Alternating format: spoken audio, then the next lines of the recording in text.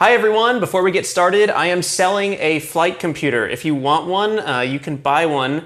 It's one of the matte black AVA boards, and well, it's not this board per se. It is used, so just gently used, flown once, only flown once, couple of scratches, couple of bumps. I would say otherwise in pretty good shape. So if you want to buy one, if you have any inquiries, just reach out and let me know. Okay, obviously I'm kidding. AVA had its first high-powered flight, and we're just gonna talk about it today. Parker Waugh is the person who interned at BPS over the summer. He designed the landing legs for Scout. He did a lot of work on the air-launched model rocket stuff, which is still happening. It's still happening, but it's taking forever. Him and I got our level 2 certification together up in Kentucky. He flew a rocket called the BBR, and I flew Thrusty McThrustface. Both rockets flew on a J270 motor and went to 600 or 700 meters above the ground. Notably, both rockets came back totally successfully, so you'd call them flight proven. I've been trying since December to get AVA on a high-powered flight, but it has been difficult between COVID and weather and who knows what else. It's been difficult to find a payload space on one of these rockets, so when I put out a tweet about it, Parker responded and said we could fly the BBR and put AVA on board. Knowing that the rocket was flight proven, had worked before, and that the launch site was down in Huntsville, which is really close to Nashville, I said, yeah, let's do it. Anyway, we placed 2 run cams on the side of the vehicle to capture footage, AVA on the inside, and Parker brought a K500 motor down to fly it to about 1.5 kilometers. When we showed up, the cloud ceiling was really low, which means the rocket would have gone into the clouds before hitting 1.5 kilometers. That's against some safety standards for model rocketry, so we settled for a J270 motor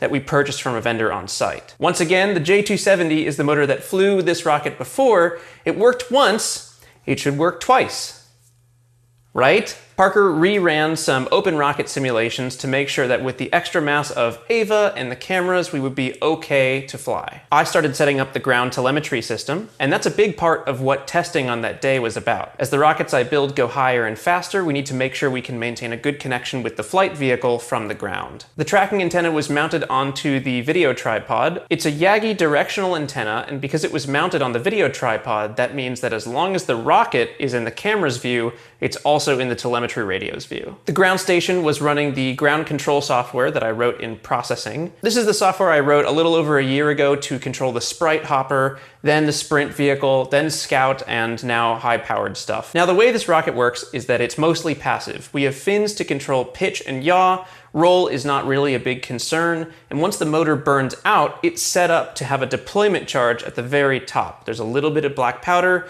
that explodes, and then it's supposed to pop the airframe open so that the parachutes can come out. And the only electronics you'd really need on this is something called a Jolly Logic chute release, which keeps your chute tied for a little while so that you fall really fast until 400 or 500 feet, and you pop open the main chute and you don't drift super far. The upside of this is that it's supposed to be very simple and pretty reliable. AVA is a complicated device. I didn't really know if it would be able to fire parachutes or deploy charges, anything like that, so it's set up to have no control over the flight because that was safer, right? Does that make sense? That should be safer, right? Parker loaded the rocket onto the launch rail, and we aimed a little downrange to counteract the wind on that day so we wouldn't drift too far under chutes. You know, so long as the chute's deployed. We powered AVA on using a screw terminal switch through the airframe, and this sort of shined a light on one of the problems that we had and hadn't thought about. This is why we test, right? So when you stand the rocket up on the pad, it's this, super tall thing. It's elevated off the ground. We didn't bring a stool or anything to reach the rocket, so we actually couldn't turn it on without someone bringing a stool out to the pad. Anyway, so with good data, a good rocket, and the range clear, we were ready to launch. Okay, vehicle is ready to launch. Everything is all okay on my end. Parker, you're clear to leave the pad. So we cleared all checks within the first 2 minutes or so, which is great news. Vehicle looks great, so our voltage is plenty high, and it looks like we are about 15 degrees over. Parker, you are cleared for launch whenever. I'm all go on my end. About to launch. Down now.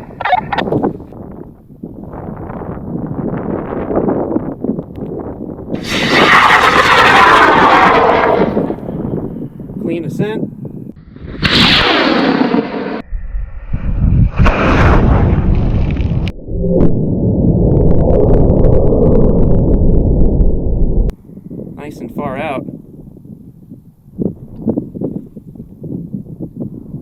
chute.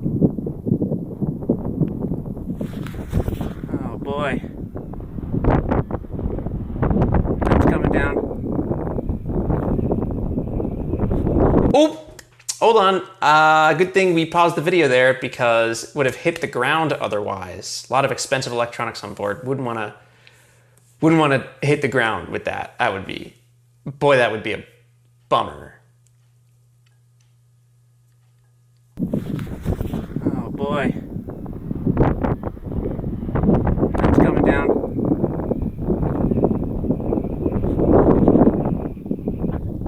And that's a touchdown. Uh-oh. What was that? I said, uh-oh. Indeed. So, not an amazing flight. Parker and I headed out into the field to search for the vehicle. Because of the wind on the day, we pointed the rocket pretty far downrange. Unfortunately, this relies on the assumption that the chutes would come out. Because they didn't, the rocket kept up at a pretty high horizontal speed and went like way downrange. Now, the most important part of the flight, and the reason that we're doing these tests again, is the data, right? So AVA writes all of its data to the flash chip that's right on the back of the computer in the center. We do this because high vibration events during flight can sometimes mess with the SD card, so we don't want to be writing directly to it. We write to something that's much more solid state and less susceptible to vibration. Then once the vehicle has detected that it's landed, once it knows that it's back on the ground, it can safely move that data from the flash chip to the SD card. Of course, again, all of this relies on the assumption that the computer is alive by the time it hits the ground. It also relies on the assumption that more than half of the components are still attached to the board. Okay, I think I've got it right at the end of this line here. Oh boy. Okay, so what can we find here? Here's my LiPo. So that disconnected. Oh geez, we have to be careful about this. That's a fire waiting to happen. Oh no! Oh dear. Oh, poor Ava. Gone but never forgotten. A fallen soldier. Rest in peace. Oh well. The most important thing now, there's no flash chip on here. So the most important thing is that we find that flash chip. So many components of the flight computer had just exploded off into different directions in the grass, and thankfully I found most of them. Here is the GPS antenna, which you'll notice is mostly a wire. Oh, the barometer! That's the barometer. This is the ENO 055 IMU, the inertial measurement unit. I'm still trying to find the flash chip. This is a pyrochannel MOSFET right there. This is another MOSFET, so those are the three MOSFETs. We know the front of the board peeled off this way. Okay, here we go. Here's the navigation computer. That's the nav. All these things were just chilling in the dirt, and after about 20 minutes of searching, I finally found the flash chip. Oh! It is your boy, Joey Bizzle. That is the key to the castle. If I recover nothing else, that's the most important part. That is all of the flight data, so we can see vibration events, we can see if the charge actually fired. This is the most important thing in my life today. The flash chip is non-volatile, which means that when you write data to it, the data stays there regardless of the power state on the chip. So that means if you accidentally power the board off or accidentally send it screaming into the ground at 180 miles an hour, the data will still be there. So once I brought it back home, I had an idea for how we could get the data from this chip to a computer. I started by cleaning it up, first with some conformal coat remover and then a bunch of isopropyl alcohol. Not just to clean off the dirt, but to also make sure that we would get good solder joints when we put it on another device. Then I took one of the old AVA R1 boards, the development boards. I removed the old flash chip from that one and replaced it with the chip from the BBR flight. AVA's software always checks at startup to see if there's any extra flash data that we forgot to log during the last flight. And this protects us from power cycle events, power failures, and again, I suppose in the most dire of circumstances, it protects us from slamming into the ground at 180 miles an hour. This means that when we power up any board with a flash chip that has data on it, the board will automatically recognize that there's data there and it will log it to the SD card. So with that said, I booted up the R1 computer, it took all of the flash data, moved it to the SD card, and we were good to go. Let's take a quick look at the data. We're just gonna go over a few things here. So this is the data from power on to power off. We're mostly not looking at the flight here. We've got the backup IMU temperature, maximum velocity. You can see different velocities from the GPS, different accelerometers. We've got our voltage readings. And I think what we'll do is we'll focus in on the flight. I'm gonna select right here, focus in on the flight, and then we'll rescale. You can see that the logging rate on the ground is really slow. See how these dots are pretty far apart here? And there's this weird slope between when we're on the ground and when we're up in the air accelerating. This is you know, a lot of acceleration here. But that's just interpolation between the two data points. There's no actual data that indicates this slope in here. So scrolling down here, there are a bunch of blank channels. These are different pyro continuities. You know, we're not using any of these channels. I did set up AVA to try and fire some parachutes, one at apogee and one at, I think, 150 meters or something like that. And you can see it worked, which is like a cruel, stupid joke, because if AVA had been in control of the flight, it would have fired its own charge, and because of the nature of being able to test dual deployment systems, it probably would have saved the flight. Whatever, I'm over it. So these are the firing commands on the different pyro channels. You can see AVA tracks our mass in flight. So that's, you know, during the burn time, we lose propellant mass. We've got our barometric altitude, which peaks out at about like 675 meters. We have maximum altitude. So the filtered estimates on this flight were pretty bad. This is one of the things I was hoping to test, and I did get the data that I wanted. It just doesn't look the way I want, so I have some work to do. And you'll see that in just a little bit, but see how on our altitude right here, even the max altitude estimate, there are like these little bumps in the estimate. We'll see more of that in a second here. Okay, here we go. So see this vel xi meters per second? We'll make it a little bit bigger. This is us getting off the pad right here. So we have this like nice looking acceleration and then these insane spikes. Like obviously the vehicle is not traveling with this profile. Like this looks ridiculous. So one of the things that the Kalman filter on the navigation computer tries to do is detect actively when it should be using the high gravity accelerometer and when it should be using the low gravity accelerometer. This should, in theory, be a simple thing like, you know, if we're reading the low gravity accelerometer and we're above 7 Gs, just flip a switch and we're over to the high grav.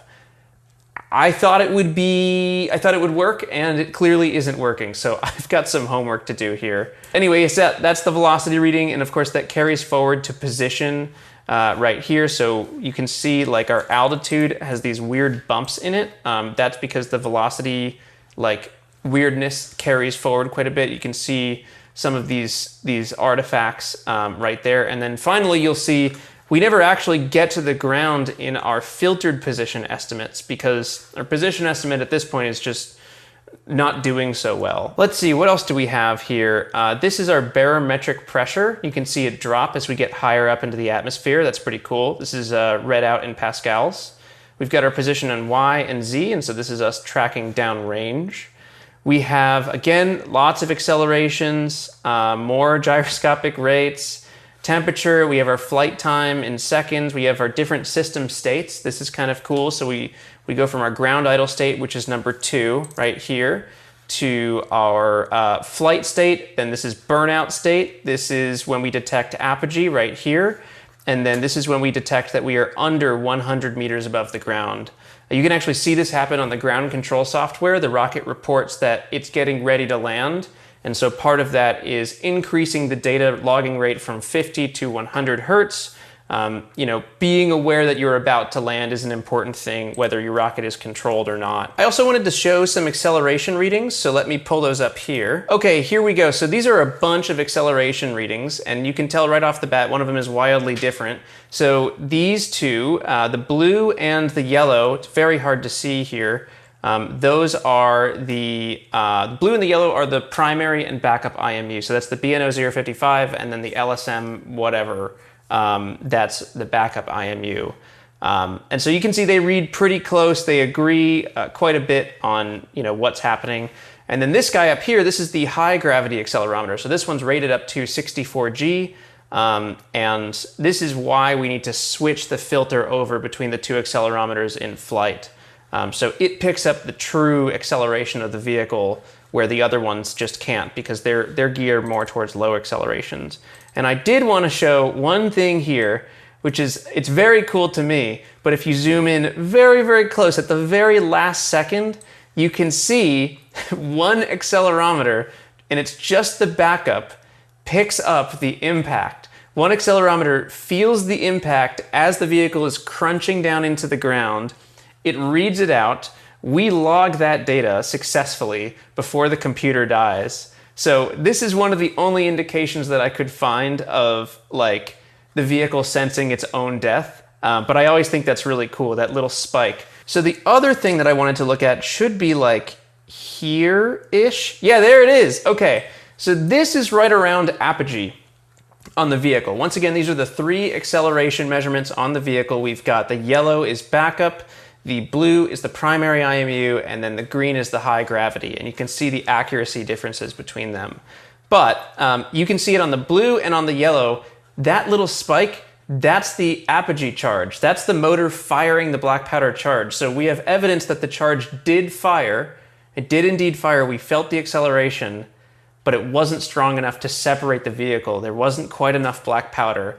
Maybe it was that the vehicle was too stiff, the airframes were too tight together. Maybe it was that I think it's that there just wasn't enough black powder, but it's obviously a combination of the two. And we can tell that it fired through that. So that's pretty much it for AVA's first high-powered flight. I want to send a big apology to Parker. Parker did not have to volunteer his rocket for this flight. He would still have a rocket had I not been like, hey, do you want to fly this? So Parker, I am sorry. So there should be a bunch more of these flights coming up. I have 1 or 2 on the books, and then I'm still looking. If you are a Rocketeer and you have a history of reliable flights that come back in one piece, I would love to fly AVA on your flight if you'll have me as a payload. So we're just looking to measure data. It can be totally passive. You can put it in control if you want, if you trust that. But in between all of these flights, I'm going to be making tiny software changes.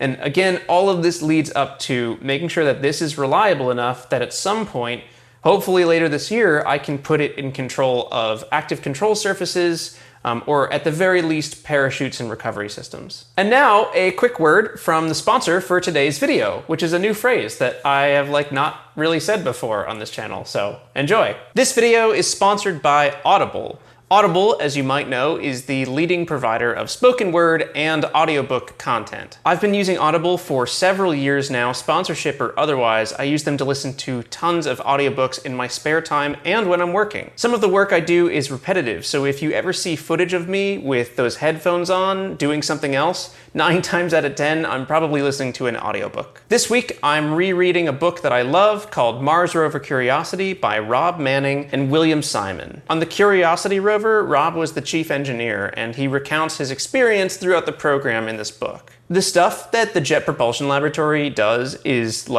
absolutely mind-blowing to me, and I can never really wrap the proper words around it, but it's so cool to get a peek inside what this program looked like, and especially from the point of view of an engineer. Of course, this is super timely because next week the Mars 2020 rover Perseverance will be touching down on the Martian surface, and so I'm rereading this book to sort of get all my knowledge back up on the Curiosity program, and I recommend you do it with me. You can do that by going to audible.com/BPS.space or texting BPS.space to 500-500 to start a 30-day free trial. So once again, I recommend reading Mars Rover Curiosity with me for the next week before the 2020 rover touches down. Thank you so much to Audible for sponsoring this video, and thanks to you for watching. My name's Joe Barnard. May your skies be blue and your winds be low.